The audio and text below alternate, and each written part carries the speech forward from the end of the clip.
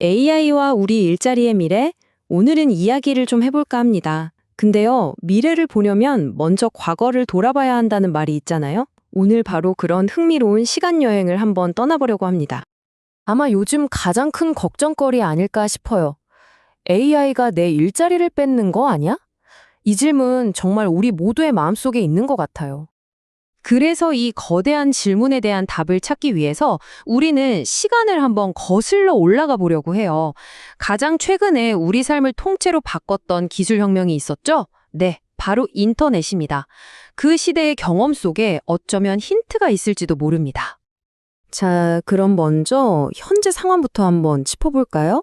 IMF 데이터를 가지고 전 세계적으로 AI가 일자리에 어떤 영향을 미칠지 한번 보겠습니다. 자, 이 두 그래프를 한번 보세요. 이게 진짜 재밌는 지점인데요. 왼쪽을 보시면 AI에 노출된 일자리 비중, 이게 선진국이 60%로 압도적으로 높아요. 와, 그럼 선진국이 제일 위험한 거 아니야? 쉽죠? 근데 오른쪽 그래프를 보세요. AI에 대한 준비 지수, 역시 선진국이 가장 높다는 겁니다. 그러니까 가장 위험에 많이 노출된 나라들이 역설적으로 그 기회를 잡을 준비도 가장 잘 되어 있다는 거죠. 정말 흥미로운 아이러니 아닌가요? 바로 이 그래프가 그 점을 딱 보여주는 겁니다. 가로축이 AI 노출도, 세로축이 준비도예요. 오른쪽 맨 위에 선진국들이 쫙 몰려있는 거 보이시죠? 위험도도 높고 준비도도 높다는 걸 동시에 보여주는 거죠. 그러니까 선진국이라는 게 그냥 기술 변화에서 안전하다는 뜻이 아니라 오히려 그 변화를 기회로 바꿀 능력이 뛰어나다는 걸 의미하는 겁니다. 다행히 우리나라는 어떨까요? 한국의 AI 준비 지수는 0.73점. 다른 선진국들 사이에서도 꽤 높은 편입니다. 이건 우리에게 위기인 동시에 정말 큰 기회가 될 수 있다는 신호겠죠? 자, 그럼 이제 본격적으로 타임머신을 한번 타볼까요?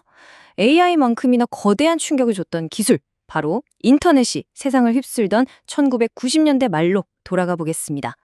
여기서 범용 기술이라는 개념이 중요해요. 증기기관이나 전기, 그리고 인터넷과 AI가 바로 여기에 속하는데요. 특정 산업 하나가 아니라 사회 전체의 판을 바꾸는 그런 메가톤급 기술이라고 보시면 됩니다. 1990년대 후반 한국은요, 말 그대로 퍼펙트 스톰, 완벽한 폭풍의 한가운데에 있었어요. 인터넷 혁명과 세계화의 물결이 막 밀려오는데 동시에 IMF 외환 위기라는 어마어마한 파도가 덮친 거죠. 그 위기는 정말 혹독했습니다. 불과 몇 년 사이에 실업률이 3배 넘게 폭증했으니까요. 수많은 사람들이 거리로 내몰렸고 사회 전체가 거대한 산업예비군이 되어버린 셈이죠. 그런데 정말 역설적이게도 바로 이 위기가 기회가 됩니다. 구조조정으로 일자리를 잃었던 그 수많은 우수한 인재들이요, 마침 폭발적으로 성장하던 IT 산업으로 흘러들어간 거예요. 이게 바로 한국이 IT 강국으로 도약하는 결정적인 발판이 된 거죠. 자, 그렇다면 이 거대한 변화가 우리 노동시장에 남긴 가장 크고 중요한 교훈은 뭘까요? 딱 한 단어로 요약할 수 있습니다. 바로 양극화입니다. 이 그래프가 그 결과를 한눈에 보여주죠. 1997년부터 2000년까지 정말 짧은 3년 동안 일어난 변화입니다. 왼쪽에 파란 막대들이 사라진 일자리들이고요. 오른쪽이 새로 늘어난 일자리들이에요. 어떤 게 사라지고 어떤 게 생겼는지 그 차이가 정말 극명하게 보이죠. 구체적인 숫자를 보면 더 와닿으실 거예요.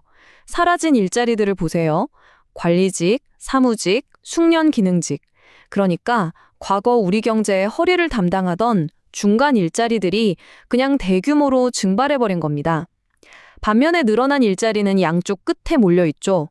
고도의 지식이 필요한 전문가나 기술직, 그리고 저임금 서비스직이나 단순 노무직 이렇게요.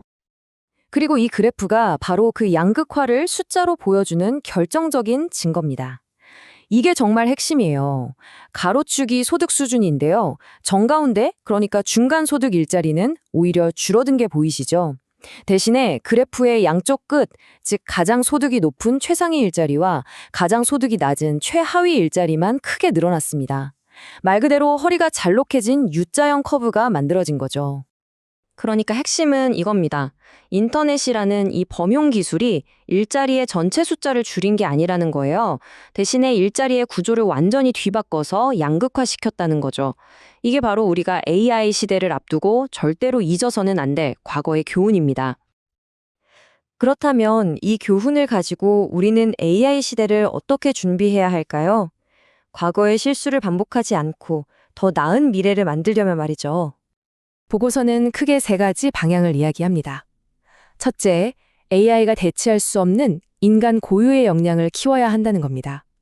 창의력, 비판적 사고력 같은 것들이죠. 기술과 경쟁하는 게 아니라 기술을 지배하는 방법이니까요.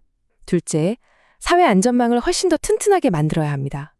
이건 단순히 돈을 주는 차원이 아니에요.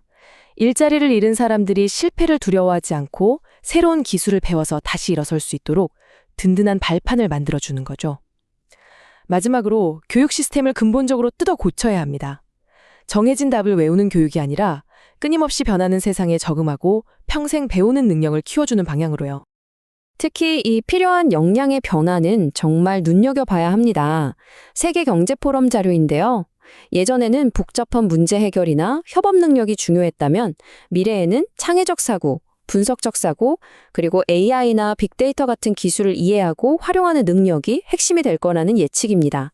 이제는 기계처럼 일하는 능력이 아니라 기계와는 다르게 생각하는 능력이 훨씬 더 중요해진다는 거죠. 과거 인터넷 혁명은 우리에게 엄청난 경제 성장과 함께 양극화라는 깊은 상처를 남겼습니다. 우리는 다가오는 AI 혁명 앞에서 또다시 같은 길을 걷게 될까요? 아니면 과거의 교훈을 발판 삼아서 기술의 혜택을 우리 모두가 함께 누리는 그런 다른 이야기를 써내려갈 수 있을까요? 그 답은 바로 지금 우리의 선택에 달려 있습니다.